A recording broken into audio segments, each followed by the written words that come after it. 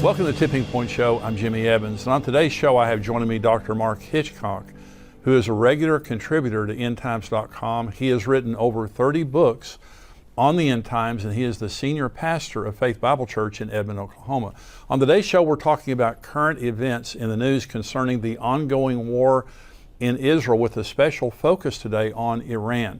You're going to want to hear what we have to say. Some very important things are happening regarding Israel and Iran. In the subscriber portion, Mark and I will also be answering questions such as, will Christians see the rebuilding of the temple before we're raptured? Will Christians go through the tribulation, as some Bible teachers claim? One person wrote in a question saying that a very respected Bible teacher was teaching that we're going to go through the tribulation. Mark and I will be talking about that. Another question, will we be married to our current spouses, or our spouses have already died and gone to heaven? And another question, if Satan is cast out of heaven in Revelation 12, is he still there right now, and how is he spreading evil if he's in heaven?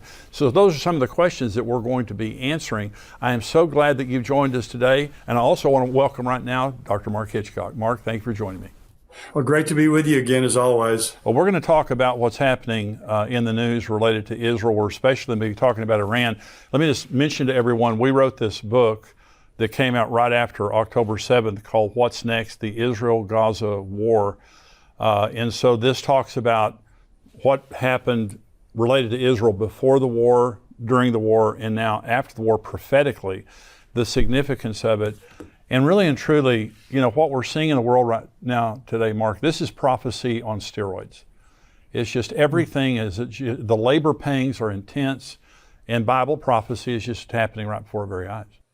Yeah, there's, people years ago have always said, people always said, Jesus is coming back, and, they'll say, people have been saying this forever, but it's the unbelievable convergence of so many things that are happening before our eyes that, yes, we wake up every day and are surprised we're still here, the way the world is headed. So, yeah, it's what's happening in our world today. We're going to talk about a lot of that today, and I'll do some more of it on my show as well. But you really, it's not like you're looking for things to talk about. It's you're having to sift through the things and see what's the most important thing to talk about. There's so many things to talk about. Yeah, on so many different levels. So we both look for articles when we do these shows together. I'm going to start out with this article. The UN Security Council adopts call for Gaza ceasefire, hostage release as U.S. abstains. And this is the Times of Israel. I'll read just a little bit of this. The United Nations Security Council passed a resolution on Monday demanding an immediate ceasefire between Israel and Hamas in the Gaza Strip and the immediate and unconditional release of all hostages after the United States withheld its veto and abstained from the vote. It was the first time that the Security Council passed a resolution demanding an immediate ceasefire in Gaza since the start of the war in October. Resolution 2728 is understood to be non-binding and is not expected to have an immediate impact on the ongoing fighting in Gaza, as has been the case with previous Security Council resolutions that have been adopted in other conflicts that were subsequently ignored. Now, the United States was trying to pass a resolution that bound Hamas to these talks that are happening in Qatar and also in Egypt, and also connecting the ceasefire resolution with the return of the hostages. And so China and Russia vetoed that resolution a week ago. Now the Security Council of the United Nations has passed a resolution calling for the immediate ceasefire and the release of the hostages, but it's non-binding. And the ceasefire is not conditioned on the release of the hostages. So it's really kind of a wimpy resolution, and they can't enforce this. And so what's going to happen is Israel's going to keep going to war with Hamas, and Hamas is not going to let the prisoners go. And so it really doesn't mean a lot. But one of the things that you notice, and we're talking about Iran a lot in this show, they have censured Israel more than all other nations of the world combined in the last 3 or 4 or 5 years. And this is another example. Iran is literally getting away with murder, and the United Nations has nothing to do with it. And we're going to read another article here in just a minute, and I'm going to talk about some of the things that we've done for Iran. The United States has done for Iran in this past month. But the United Nations, the end of this age, and I want to make sure you agree with this because I think this is pretty obvious, that at the end of this age, the United Nations is going to muster forces against Israel. And it's not going to be a non-binding resolution. It's going to be a binding, unanimous resolution to come and take Jerusalem away from the Jews. Do you agree with that? Sure. Yeah. I mean, it's all the nations are going to come against Israel. You know, the book of Zechariah tells us that, you know, the campaign of Armageddon is when it's going to take place. So this is the first, this is another indication from the United Nations of how much they despise Israel. And the Guterres, who is the Secretary General of the United Nations, he's continually come out rebuking Israel and protecting Hamas and saying that this didn't happen in a vacuum and things like that. So go ahead, you have another article there you want to read. Well, just one thing I wanted to mention, this resolution didn't condemn Hamas. Right. But I think the major takeaway in this is just this symbolic gesture of the United States abstaining from this vote. It's the first time this kind of thing has happened. And so it's just it's a further evidence of the slippage and the rupture that's happening between the U.S. and Israel, which is going to place us on very, very, very dangerous footing. So I think, you know, sure, it's non-binding. Israel's going to go ahead and go forward with all this, but the symbolism of this, of the U.S. abstaining from it, I think is very, very significant, very sobering. Yes. But yeah, I've got a couple of articles here about Iran also, you know, kind of the same things like you're mentioning there. You know, there's an article in the Jerusalem Post, or in the Times of Israel, says Shin Bet says it foiled Iranian plot to smuggle advanced weapons to West Bank terrorists. And they have a picture there of just all these weapons laid out there. It says the Shin Bet security agency, which is in Israel, Monday said it had foiled attempts by Iran to smuggle large amounts of advanced weapons to terrorist operatives in the West Bank to be used in attacks on Israeli targets. And it goes on and lists all these, you know, weapons that were, you know, fragmentation bombs, anti-tank landmines, grenade launchers, you know, just all kinds of weapons. And so, you know, Iran obviously is behind what's happening with Hamas. They're trying to get these weapons into the West Bank.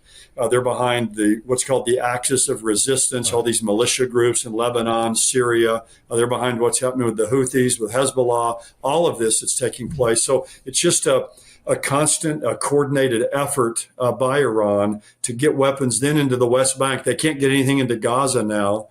And, you know, the Israelis were able to stop this one, but you know, how many more times have they gotten things in there that's not been able to be foiled? And so another article too related to Iran, let's mention real quickly, is in the Jerusalem Post. Iran is now kind of has out on the market a new unmanned aerial vehicle, a drone. It's a turbojet that can carry 13 bombs. And it has a distance of thousands of kilometers, which could reach Israel. But it shows where their sentiments are. They've called this new drone the Gaza drone. And so Iran today is basically a Middle Eastern arms dealer. And they're marketing these weapons that they have now. They're marketing their military arsenal. And Russia, of course, is one of the main customers as well, which takes us again back to the whole Ezekiel 38, 39 scenario. But it's just more and more things happening with Iran. And I think, to me, what this shows is one of these days, Israel's going to have to deal with Iran. They're going to have to cut off the head of the snake. And that's going to be really the ultimate precursor, I think, to what the Bible predicts in Ezekiel 38. Well, that goes perfectly with my next article, because that's exactly, this is from the Jewish News Syndicate, and it says, Hamas attack, weapon of mass distraction as Iran nuke program advances. And this is from Karen Smilk. But listen to what this says, Mark. And this is from one of the top Jewish leaders. Israel needs to be prepared for the possibility of conducting high-intensity strikes on Hezbollah in Lebanon and on Iran's nuclear program simultaneously, a former senior Israeli defense official told JNS in recent days. Brigadier General Professor Jacob Nagel, former acting national security advisor to Israeli Prime Minister Benjamin Netanyahu and ex-head of Israel's National Security Council, is currently a senior fellow at the Foundation for Defense of Democracies and a professor at the Technion Israel Institute of Technology in Haifa.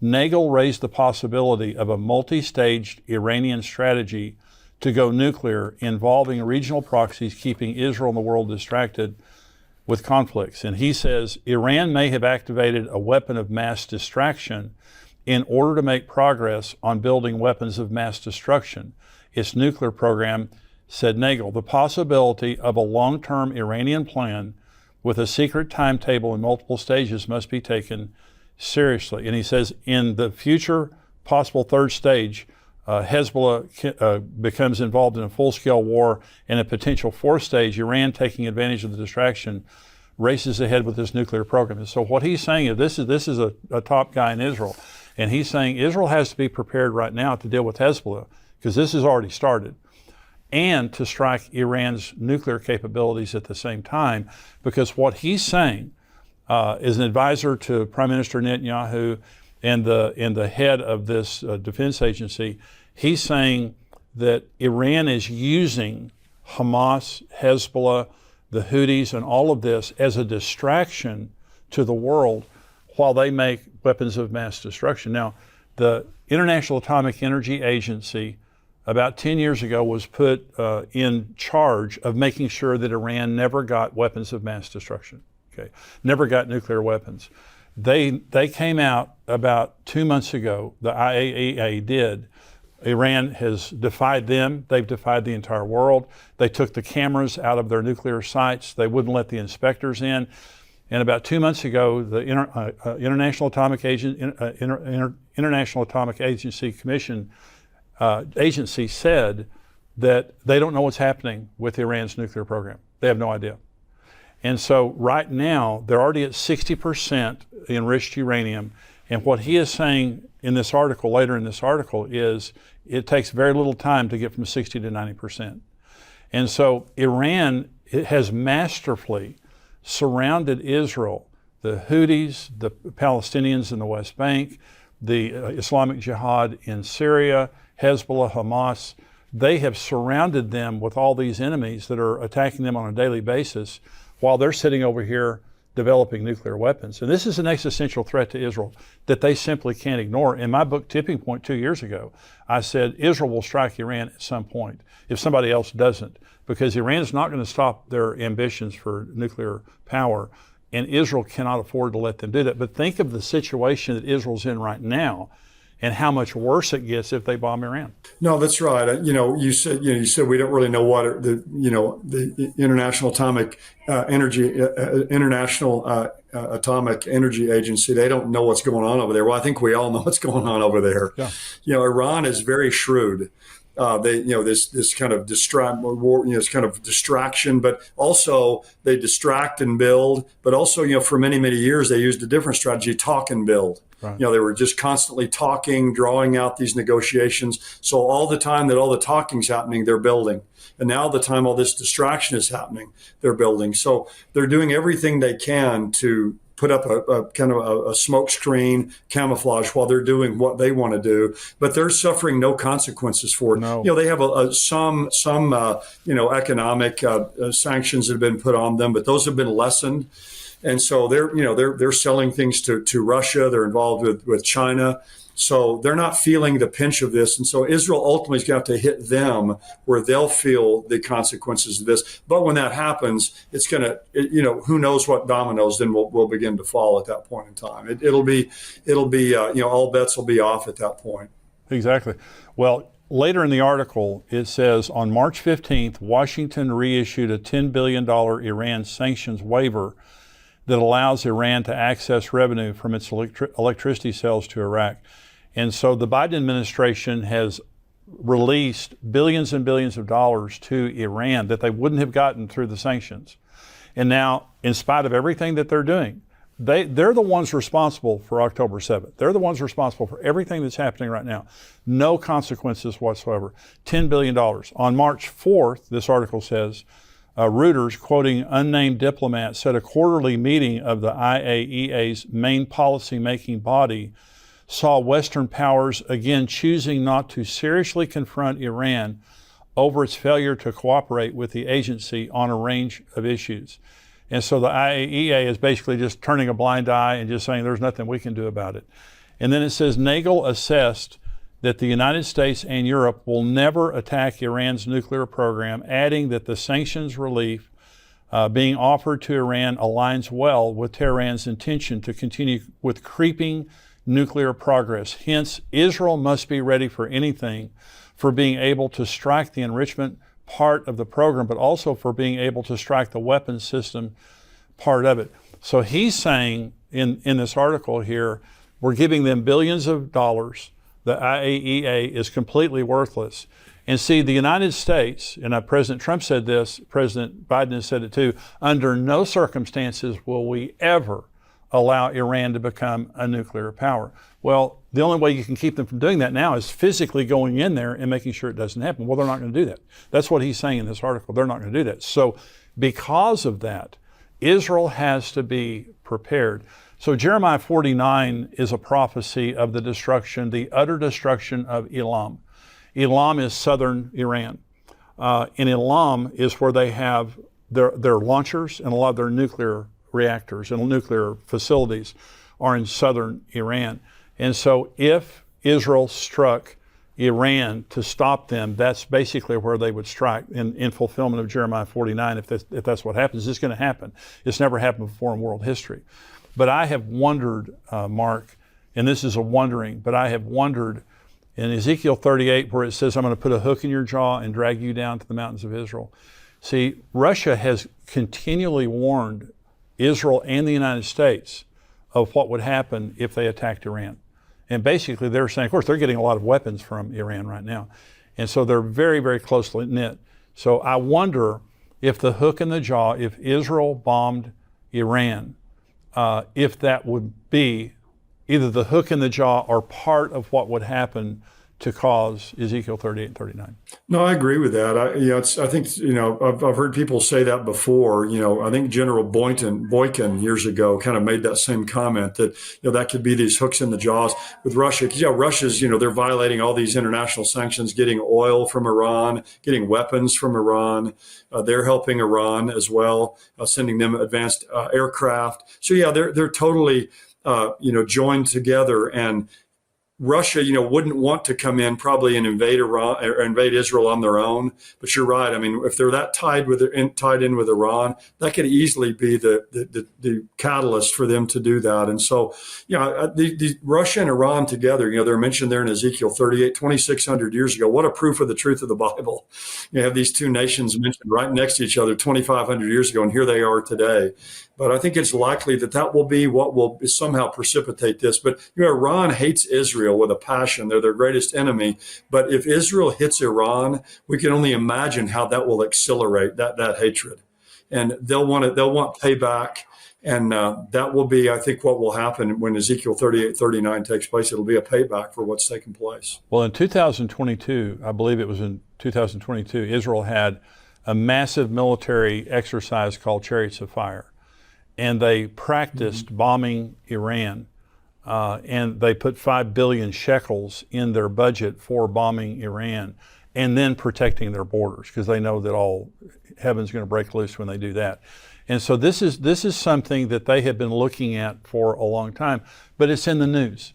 And top military officials, top diplomats from Israel are saying we have to be ready now to do this because the IAEA isn't going to do it. The United States and Europe, they're not going to do it. And they're sitting over here using this as a weapon of mass distraction while they're sitting over here doing this. And by the way, North Korea became nuclear with the entire world watching them, telling them not to do it. And so the world is pretty wimpy. When it comes to staring down someone, they get pretty wimpy about it. Israel is not wimpy. They have to fight for their very survival. One strike now, Iran has a hypersonic missile, by the way, with basically Israel's name on it, a hypersonic missile that can reach Israel in 400 seconds. That's 6.66 minutes. So if they had a nuclear payload and they fired that hypersonic missile, I mean, it's just, if it strikes, this tiny little nation of Israel, I mean, it's game, set, and match right there. So this is serious. No, yeah, Israel's going to have to do something. And the United States, we've said over and over again, we're not going to let Iran get nuclear weapons. You're right. I mean, we sat by and let North Korea do it because the consequences of us hitting Iran, what that would set off in the Middle East, I think that they know they've taken all their calculations. They believe that we won't do anything ultimately. That's what I think they believe. And so I think they've factored that into their calculus. I think they do believe Israel will do something, but Israel will be much less of a power for them to deal with than the United States will be. Now, if Israel does that and Iran begins to come against Israel, that may drag us into it. That could be a hooks and jaws that drags the United States into this as well. But the United States, we're not going to do anything. I'm sad to say that as an American, but I really don't think. Certainly the current administration, maybe if there's a change, maybe it would be a legitimate threat, but I don't even think then that it will either. So, Mark, the current events that are happening right now in Israel are, the pressure cooker is there. It's not going to go away. It's just going to get worse. Do you agree with that? Sure. Yeah, it's ratcheting up right now. It's unlike anything we've ever seen. I mean, it's just, basically these nations have encircled them. It's like a noose that's tightening around Israel. Yeah. And ultimately all of it comes from Iran. And they're going to have to act and hit Iran, and as we've said, that's going to set off a Middle East firestorm unlike we've never seen before. That's right.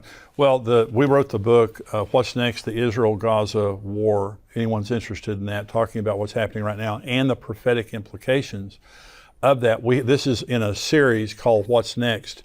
We have another book you and I are writing together right now that'll be out in a month or two, and it's on the Antichrist.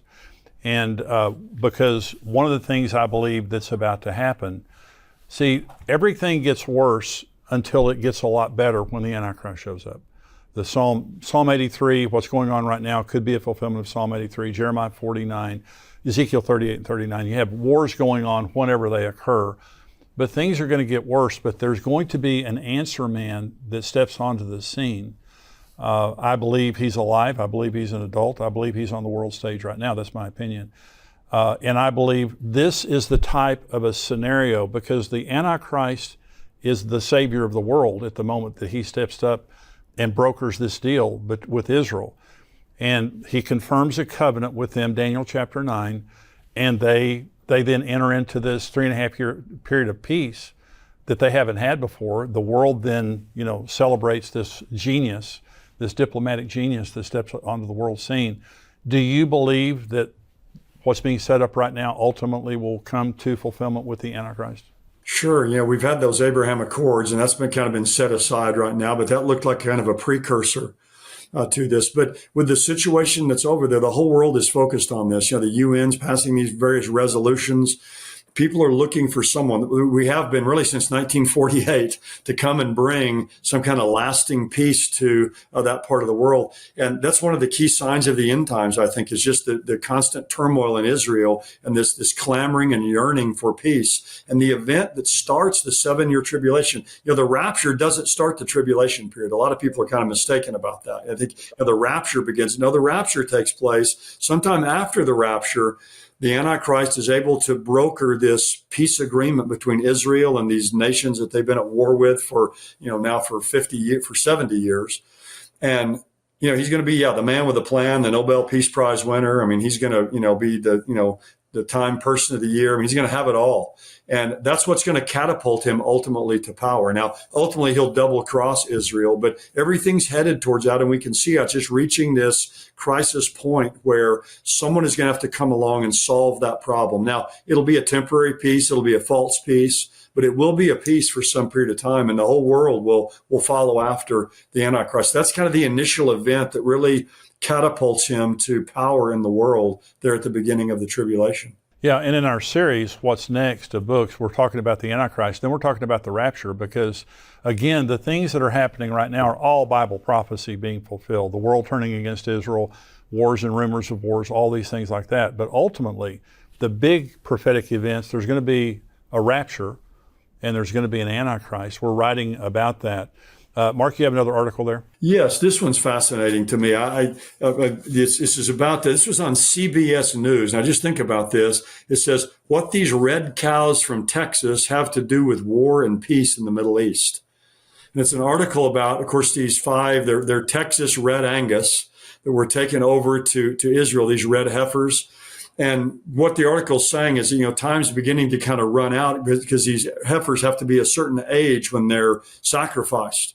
And we have to have these red heifers. It goes back to Numbers chapter 19, this purification ceremony there of these red heifers that would be burned, and their ashes were used in purification ceremony. But you have to have those for the rebuilding of the third Jewish temple. They're there in Israel now, these red heifers.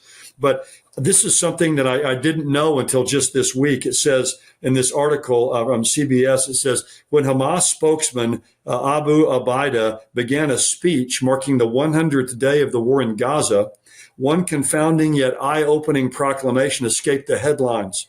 Listing the motives for the Palestinian militant group's October 7th massacre in Israel, he accused Jews of bringing red cows to the Holy Land. So one of the things that precipitated this was bringing these red heifers to Israel, because the Hamas knows the significance of that points to a third temple, of course. And one of the, that they called this in this massacre in October 7th, the Al-Aqsa wave, or the Al-Aqsa flood. And of course, the Al-Aqsa mosque stands there on the Temple Mount, as does the Dome of the Rock. And Hamas, one of their emblems, one of their main emblems, features the Dome of the Rock behind two crossed swords. And so the Jewish people, at least those who were there who are desiring to build this third temple, have these red heifers there. And some believe that they may be sacrificed this year at Passover. They have to do it in a place where they can see the Temple Mount. So it'd be there on the Mount of Olives. A piece of land has been purchased there. Passover this year is April 22nd. So it could be that sometime between now and then, or around the time of Passover, that one or more of these red heifers will be sacrificed. So there's only been 9 red heifers in Israel's history. This would be the 10th. But to me, that's fascinating that among these motivations for this October 7th massacre is Israel brought red cows into the land of Israel. They know what that signifies.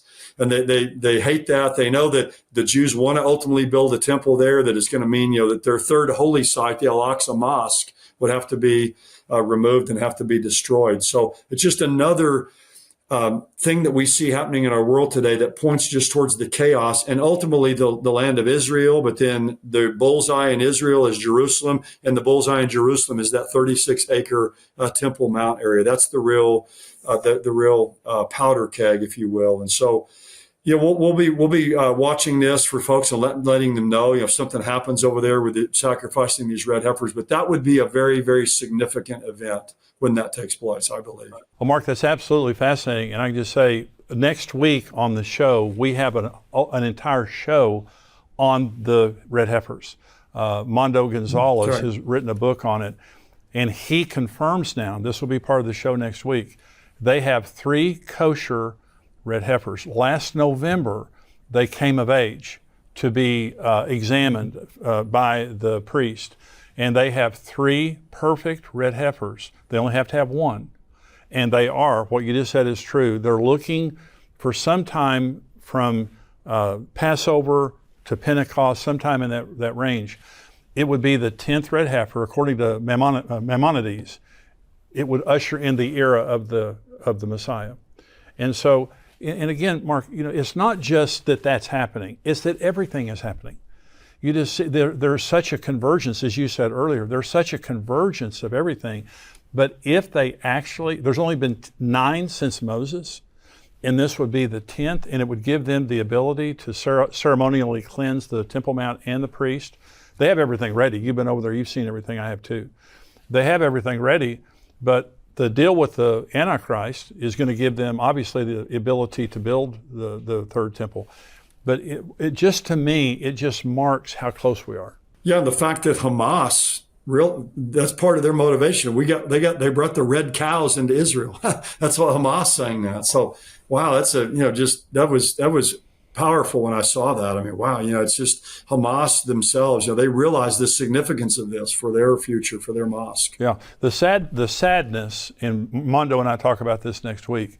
The sadness of the red heifers is they're a fulfillment of Jesus.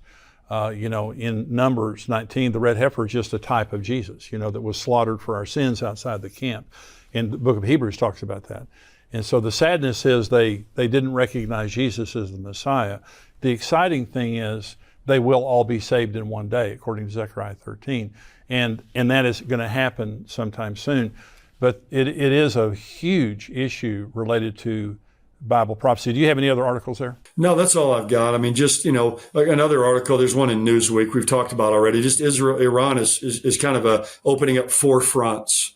Basically, we've talked about that already, but that's part of their issue, kind of this you mentioned the distract and build, but they just keep opening up new fronts. The Houthis have been firing missiles into Eilat, which is the southernmost city there in Israel, right on the Red Sea.